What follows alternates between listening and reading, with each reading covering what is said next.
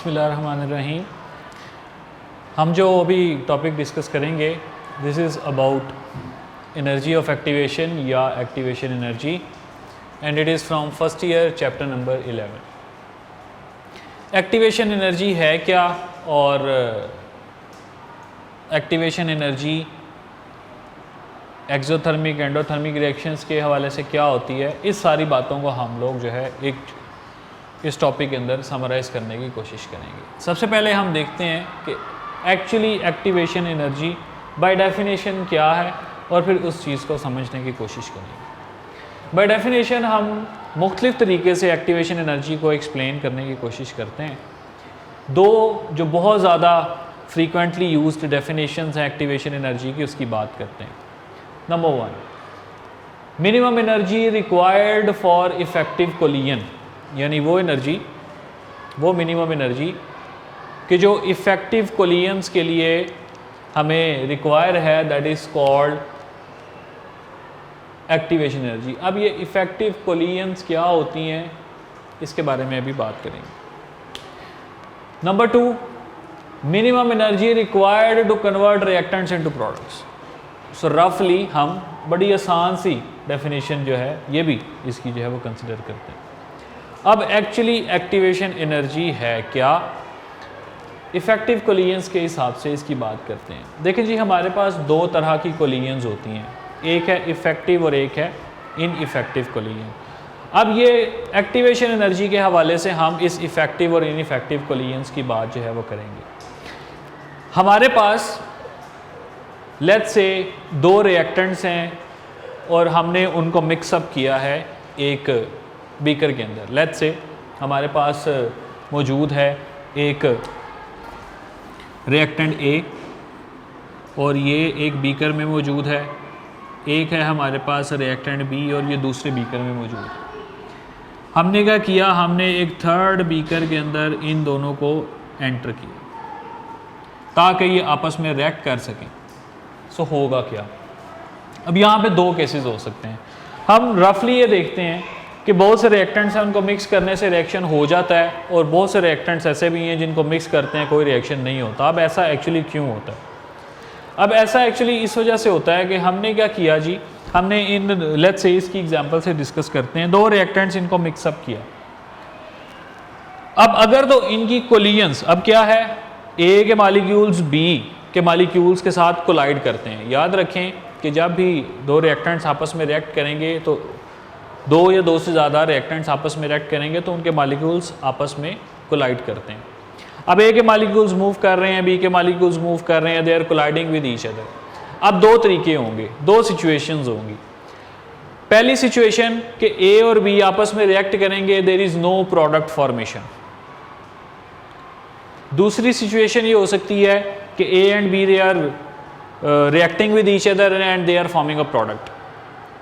अब ऐसा क्यों है? अगर तो प्रोडक्ट नहीं बन रहा तो इसका मतलब है जो आपकी कोलिजन्स हैं वो इनइफेक्टिव कोलिजन्स हैं, और अगर आपका प्रोडक्ट बन गया है तो इसका मतलब है कि आपके पास जो कोलिजन्स हैं वो इफेक्टिव कोलिजन्स हैं। अब कोलिजन्स इनइफेक्टिव क्यों होंगी और इफेक्टिव क्यों होंगी, इसकी बात करते हैं। इनइफेक्टिव कोलिजन्स की दो मेजर रीजंस हैं। Number 1 less energy and number 2 wrong direction. अब ये किसकी लेस एनर्जी और किसकी रॉन्ग डायरेक्शन की बात कर रहे हैं? लेस एनर्जी से मुराद ये है कि आपके पास जो रिएक्टेंट्स रिएक्ट कर रहे हैं उनके पास इतनी एनर्जी ही नहीं है कि वो आपस में ज़ोर से इफेक्टिवली कोलाइड कर सकें। They are moving, they are colliding with each other, लेकिन दोनों की एनर्जी इतनी नहीं है, इतना ज़ोर नहीं है दोनों में कि वो आपस में रिएक्ट करें और इतना शदीद रिएक्शन हो कि वो दोनों अपनी आइडेंटिटी खो दें and they change into the product और वो कोई तीसरी चीज़ बना दें। सो पहली चीज़ कि हमारे पास इनइफेक्टिव कोलिजन्स की वजह कि लेस एनर्जी। अब कौन सी less energy? Probably kinetic energy.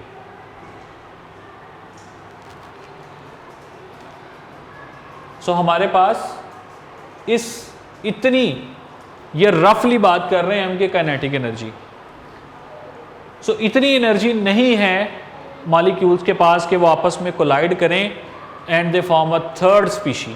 Like हम इन ये दो स्पीशीज़ के कॉन्टेक्स्ट में बात करते हैं। सो जब लेस एनर्जी होगी आपस में कोलिजन ज़रूर होगी, लेकिन कोलिजन इफेक्टिव नहीं होगी, इतना ज़ोर से नहीं टकराएंगे कि प्रोडक्ट बना सकें। सो उस सूरत में क्या होगा, there is no bond formation, कोई बॉन्ड नहीं बनेगा क्योंकि प्रोडक्ट ही नहीं बनेगा। एक इनइफेक्टिव कोलिजन की रीज़न रॉन्ग डायरेक्शन भी होती है। हमारे पास लेट्स से ए और बी के पास सफिशेंट एनर्जी मौजूद है, इतनी एनर्जी है कि वो आपस में रिएक्ट करके कोई तीसरी चीज़ बना सकते हैं। बाय कैलकुलेशन हमें पता है कि इनके पास है, लेकिन उसके बावजूद हम देखते हैं कि आपस में रिएक्शन हो रहा है तो प्रोडक्ट नहीं बन रहा। अब क्यों नहीं बन रहा? रॉन्ग डायरेक्शन की वजह से। किसकी रॉन्ग डायरेक्शन की वजह से? रिएक्टिंग मॉलिक्यूल्स की। अगर मॉलिक्यूल, रिएक्टिंग मॉलिक्यूल्स के वो एटम्स जिन्होंने आपस में रिएक्शन करना है वो आपस में इफेक्टिवली कोलाइड कर जाएं तो कोलिजन इफेक्टिव होगी और प्रोडक्ट बन जाएगा। लेकिन अगर ऐसा हो कि लेट्स से ये इसकी मॉलिक्यूल का ये एटम है और इसने नया बॉन्ड बनाना है और दूसरा मॉलिक्यूल ये है और इसने बनाना है and they are colliding, so जैसे ही आपस में कोलाइड करके मूव बैक करेंगे they will form a product. Collision effective होगी क्योंकि they are colliding with each other in a right direction. But let's say जी कि आपका ये मॉलिक्यूल है और ये दूसरा मॉलिक्यूल का एटम है, इन्होंने आपस में बॉन्ड बनाना है, ये इस तरह से कोलाइड करता है। सो दोनों की कोलिजन की डायरेक्शन डिफरेंट है, इस वजह से कोलिजन इफेक्टिव नहीं होती, कोलिजन इनइफेक्टिव होती है, प्रोडक्ट की फॉर्मेशन नहीं होती। सो इनइफेक्टिव कोलिजन्स की दो मेजर रीजंस हैं। इफेक्टिव कोलिजन्स के लिए हम इसी को रिलेट कर लेते हैं कि आपके पास सफिशिएंट काइनेटिक एनर्जी थी, मॉलिक्यूल्स आपस में कोलाइड करते हैं and they form products, and number 2 correct direction के अंदर they collide with each other. So हमारे पास वो मिनिमम एनर्जी जो कि इफेक्टिव कोलिजन्स यानी बॉन्ड फॉर्मेशन के लिए रिक्वायर हैं उसको हम बोलते हैं एक्टिवेशन एनर्जी। एक्टिवेशन एनर्जी के कॉन्टेक्स्ट में there is a term which is called activated complex. अब ये एक्टिवेटेड कॉम्प्लेक्स क्या होता है? लेट्स से जी हमारे पास दो रिएक्टेंट्स है, दो मॉलिक्यूल्स ए ये एक रिएक्टेंट है और बी एंड बी ये this is the second reactant. ये ए और बी जो है ये आपस में कोलाइड करते हैं एंड आफ्टर कोलिजन जैसे ही ये दोनों एक दूसरे के साथ कोलाइड करते हैं और इनके पास सफिशिएंट एनर्जी मौजूद है तो they form a reaction, they form this phase, this is called transition phase, transition state, and after the formation of this transition state they form a product.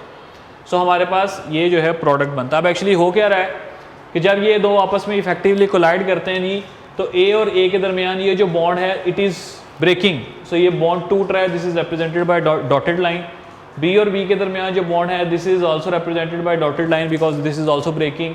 और ए और B के दरमियान bond की formation हो रही है, so this is also represented by dotted line. So once this phase comes this is called transition phase, इसको हम बोलते हैं एक्टिवेटेड कॉम्प्लेक्स।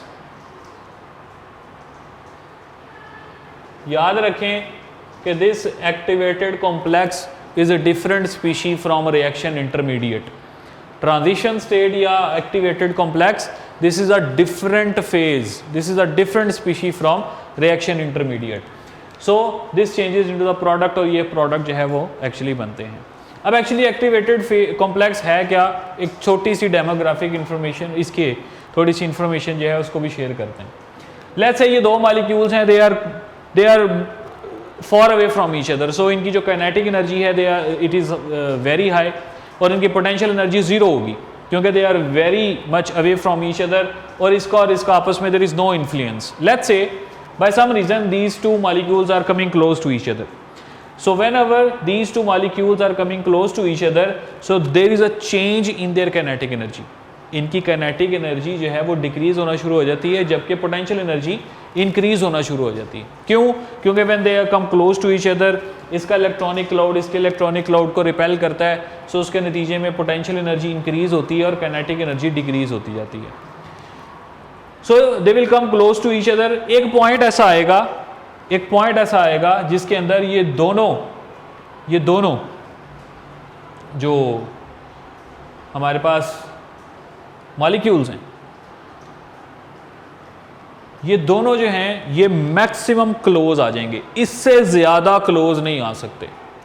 सो इनके दरमियान ये मिनिमम डिस्टेंस होगा जो कि यहाँ पे अवेलेबल होगा। इस पॉइंट के ऊपर अगर आप इसकी काइनेटिक एनर्जी देखें, सो दिस इज 0 और इनकी पोटेंशियल एनर्जी मैक्सिमम है। दिस एट दिस फेज, ये जो हमारे पास स्पीशीज जनरेट हो रही है, this is called activated complex. अगर इस एक्टिवेटेड कॉम्प्लेक्स की बात करें तो this is highly energetic, less stable, क्योंकि स्टेबिलिटी का ताल्लुक एनर्जी से है। जितनी एनर्जी ज़्यादा उतनी स्टेबिलिटी कम, सो जितनी एनर्जी ज़्यादा है उतनी लेस स्टेबल है। दिस इज शॉर्ट लिव्ड, बहुत थोड़े अरसे के लिए बनेगी और आप इसको सेपरेट आउट नहीं कर सकते। सो ये हमारे पास जो एक्टिवेटेड कॉम्प्लेक्स है, एक्चुअली ये चीज़ है जो कि हम डिस्कस करते हैं। अब कुछ ग्राफ्स हैं जो कि हम एक्टिवेशन एनर्जी के कॉन्टेक्स्ट में डिस्कस करेंगे for exothermic reaction and endothermic reactions. अब आपके पास रफली हम बात करते हैं, दो रिएक्टेंट्स ऐसे हैं, आपको पता है कि ये आपस में रिएक्ट करेंगे तो ये एक्सोथर्मिक रिएक्शन करेंगे। अब एक्सोथर्मिक रिएक्शन क्या है? वो रिएक्शन जिसमें एनर्जी रिलीज होती है। अब आपके पास लेट्स से दो रिएक्टेंट्स हैं, रिएक्टेंट ए और रिएक्टेंट बी आपस में रिएक्ट करते हैं और प्रोडक्ट बनाते हैं सी और डी। इसको अगर आप देखें तो हमने ये ग्राफ रिप्रेजेंट किया है। इस ग्राफ में this is potential energy, so this is also potential energy. अब एक्चुअली यहाँ पे हो क्या रहा है, ये जो रिएक्टेंट्स हैं हमें पता है कि ये एक्सोथर्मिक रिएक्शंस देंगे। अब एक्सोथर्मिक रिएक्शन में क्या होता है? Whenever reactants combine with each other they release energy, there is heat. So basically वो होता क्या है, रिएक्टेंट्स जब भी आपस में रिएक्ट करते हैं, सो आपस में रिएक्ट करने के बाद they have to go to this peak. This peak is called activated complex. Activated complex बन गया तो रिएक्टेंट्स प्रोडक्ट्स में चेंज हो जाएंगे। अब बहुत से रिएक्शंस ऐसे हैं जिसके अंदर हमारे पास रिएक्टेंट्स आपस में रिएक्ट ही नहीं कर पाते। क्यों नहीं कर पाते? एनर्जी कम है या डायरेक्शन रॉन्ग है। सो रिएक्टेंट्स आपस में रिएक्ट करेंगे, वो इस एक्टिवेटेड कॉम्प्लेक्स के पॉइंट तक पहुंच ही नहीं पाते क्योंकि या तो उनकी एनर्जी कम है या उनकी डायरेक्शन गलत है। So once reactants react with each other they go to activated complex and then they form the product. So अगर आप एक्सोथर्मिक रिएक्शंस की बात करें तो बेटा रिएक्टेंट्स की एनर्जी ज़्यादा होती है एक्सोथर्मिक रिएक्शंस में। जैसे ही वो आपस में रिएक्ट करते हैं तो रिएक्ट करने के बाद अपनी एक्स्ट्रा एनर्जी रिलीज़ कर देते हैं। जब एक्स्ट्रा एनर्जी रिलीज़ कर देंगे तो दे विल फॉर्म स्टेबल प्रोडक्ट्स, और इन स्टेबल प्रोडक्ट्स की जो पोटेंशियल एनर्जी है that will be less than the reactants. जबकि इसके बरक्स अगर आप एंडोथर्मिक रिएक्शंस की बात करें, आपके पास दो रिएक्टेंट्स हैं, रिएक्टेंट ए और बी। आप दोनों को मिक्स करते हैं, रिएक्शन नहीं होता। इसका मतलब है या तो इनकी डायरेक्शन गलत है या इनकी एनर्जी कम है। समहाउ हमें पता चलता है कि जी इनकी डायरेक्शन का मसला नहीं है, इनकी एनर्जी कम है। तो हम क्या करते हैं उन रिएक्शंस को करने के लिए? उन रिएक्शंस को करने के लिए फिर हम हीट करते हैं। सो जैसे ही इनको हीट करेंगे, ये जो रिएक्टेंट्स है they will go to this activated complex peak. Once they reach at this activated complex peak, so they will change into the products. Let's say they are forming a product C and D. So अगर आप देखें endothermic reactions में reactants की potential energy कम है, but the products which are formed they have high potential energy. अब ये high potential energy क्यों आई? क्योंकि जब रिएक्टेंट्स ने आपस में रिएक्ट नहीं किया था पहले, तो हमने उनको रिएक्शन कराने के लिए एक्सटर्नली हीट प्रोवाइड की, एनर्जी प्रोवाइड की। That energy is actually stored in them and they form the products. So अगर आप एक्सोथर्मिक रिएक्शंस की बात करें तो एक्सोथर्मिक रिएक्शंस में जो एक्टिवेशन एनर्जी है that is from this reactants to this activated complex and this is less. जबकि अगर आप एंडोथर्मिक रिएक्शंस की बात करते हैं तो एंडोथर्मिक रिएक्शंस के अंदर ये जो हमारे पास एक्टिवेशन एनर्जी आ रही है दिस इज हाई। सो हम लोग इस एक्टिवेशन एनर्जी के टॉपिक को यहाँ पे सम अप करेंगे। ये कुछ इम्पॉर्टेंट चीज़ें थी जो कि हमने इस टॉपिक के हवाले से पता होनी ज़रूरी थी। सो कोशिश की है हमने कि इसको मैक्सिमम समराइज़ करके जो है वो प्रेजेंट किया जा सके।